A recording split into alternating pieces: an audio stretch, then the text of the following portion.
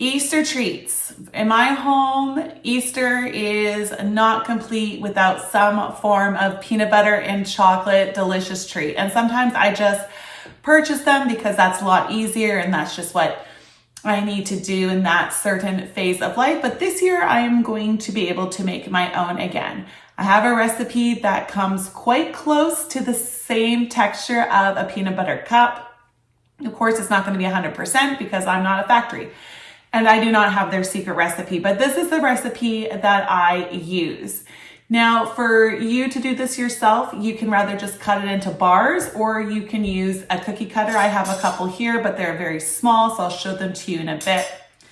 And you can cut out shapes or keep them in squares or roll them into balls and then just dip them into chocolate. You can line a muffin tin if you want, and it can actually create more of an actual peanut butter cup design and look to it. Okay, this recipe, super easy because we are going to be cutting them with cookie cutters into shapes. We will need to chill the dough after it is made just for a little bit, just to harden it before we dip them into chocolate. But most of the ingredients that you will see here today, you may already have in your pantry. It's really easy and simple and absolutely delicious. Now, one thing that I'll point out that I do is for my chocolate that I dip them in, I do use a mixture of semi-sweet and milk chocolate. I just prefer that combination together. I kind of feel like I get the best of both worlds. If you don't have both, use either or. They both work really, really well. Okay, here are the ingredients you will need to make these delicious Easter-themed peanut butter cups. You will want a cookie sheet or pan that you can line with parchment paper.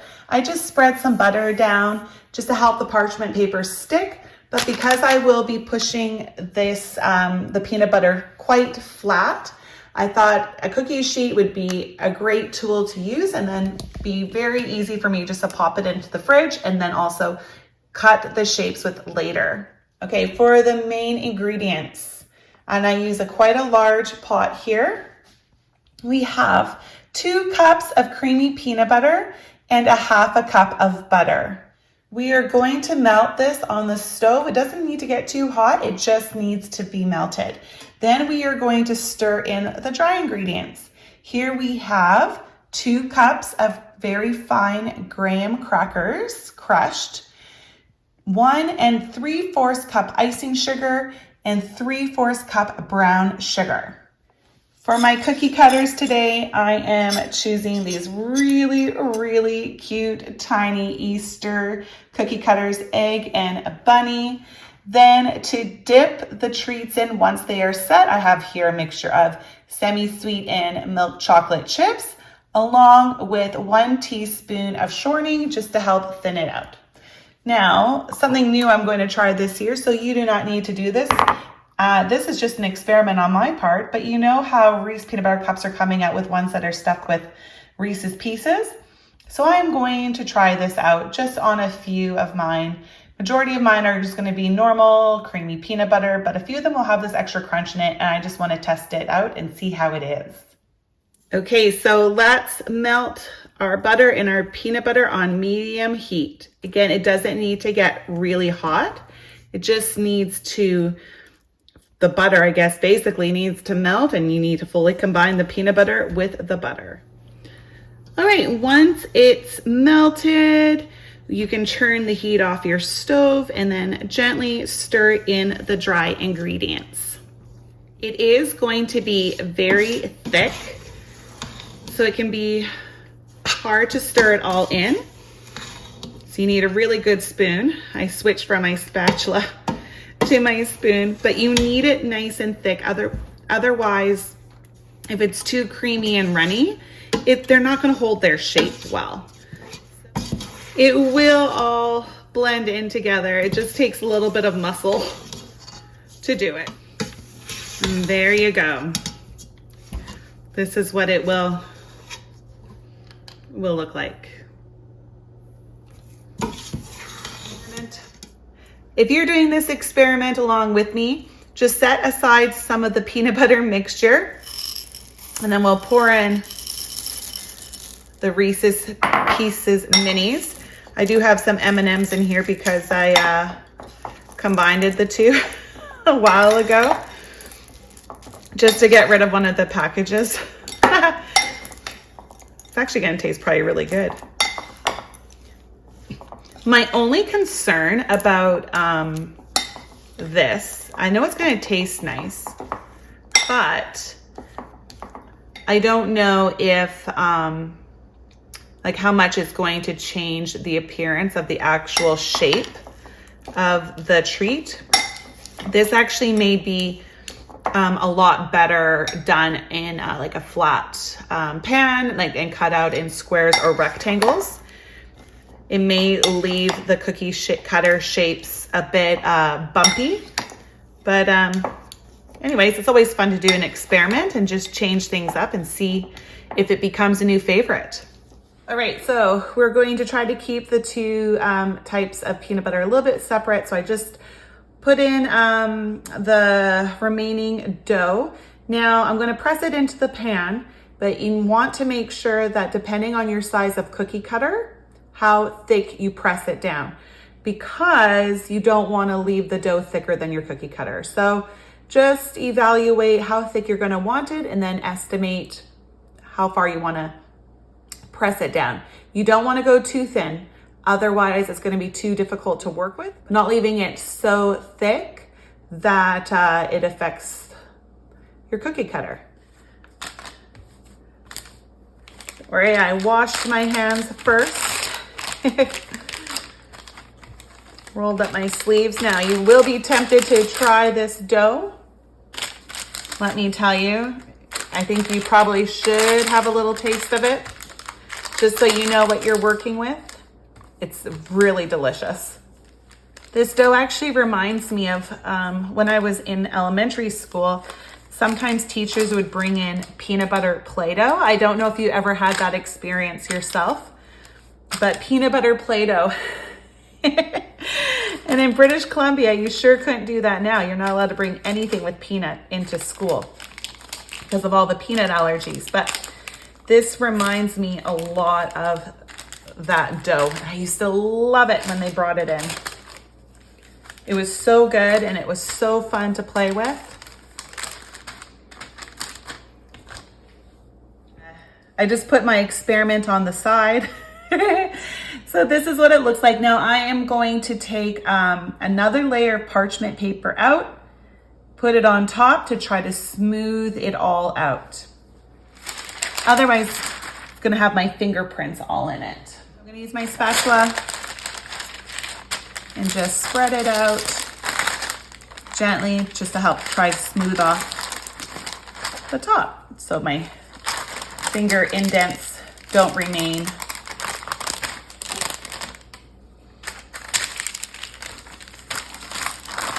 It's actually good too, because then you can see if there's a lump at the height of it, but there. Now let's take this off, fingers crossed. Comes off smoothly.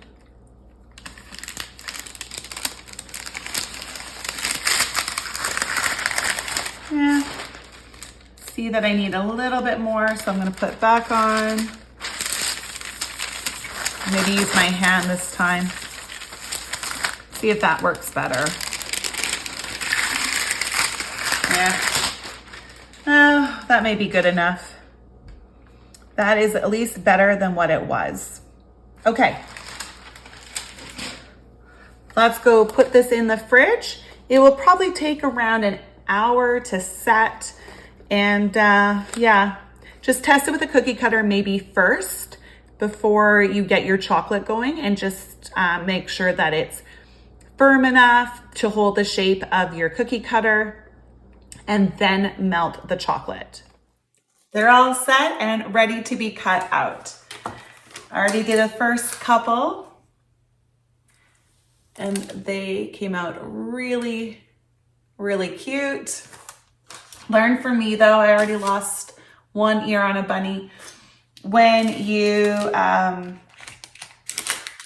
if you're doing a bunny like myself, make sure that you press it out ears first and then the rest of the head, because otherwise the ear will get will get left behind. So the egg is super simple. Cut, push, like that, done. So we are going to continue to cut out the rest of the shapes and then melt the chocolate and dip them in. Okay, I'm just gonna put them over here on a different piece of parchment paper. I'm interested to see how the one with the Reese's pieces inside cuts. Ooh, actually cuts really well, and it's still flat. Oh, that's great news.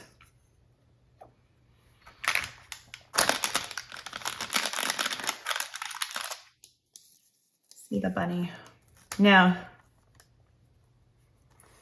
who's going to bet that I'm going to absolutely love the Reese's pieces inside and wish I did the whole tray like that? Probably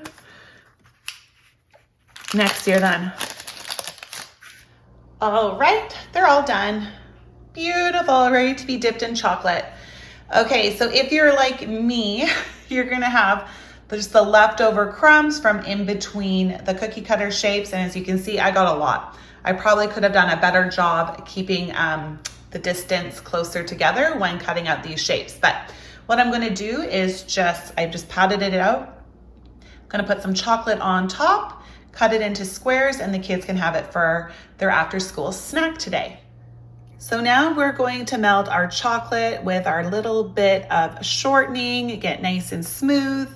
And then I have here my cookie sheet again and new parchment paper.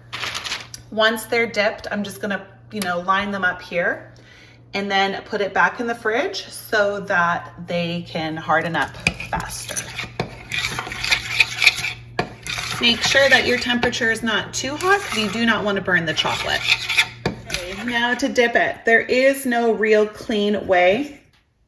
You can just dunk it right into the chocolate, but I find then the process of letting all the extra chocolate run off is quite a bit longer than if you just use 2 forks and gather the chocolate on it.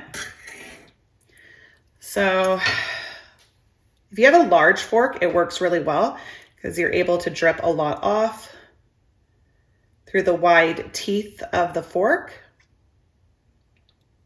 All right, and then sliding it off with a knife. Had them in the fridge for just a couple of hours as I had to leave the house. So now the chocolate is fully set. I didn't have time to fully dip the last bit. So just the tops were coated, but it looks good. It's just more rushed. I just didn't have as much time as I thought I did. So that's always an option for you too. If you don't want to coat the whole thing with chocolate, just do the tops. Yeah, I'll give you a little bit of a closer look here. Ta-da! Versus this one. Looks good on the front, bare on the back. So that's that. And these are such a nice size because they're just bite size. Not too much chocolate and peanut butter in them, so that's really lovely. If you have extra chocolate on the side like this one, you can just break it off. You can use a knife or your finger. These are my bonus bars. Just use the leftover chocolate that I had and put it on top and then cut them up into like rectangles and squares. So those can be enjoyed first. Ta-da! All finished. Aren't they cute? They turned out really well. I was a little concerned if the bunnies would survive, but love them. They turned out really great. Also, the ones that I used the mini Reese's pieces in, fabulous. So good. The crunch inside just takes it to a whole new level.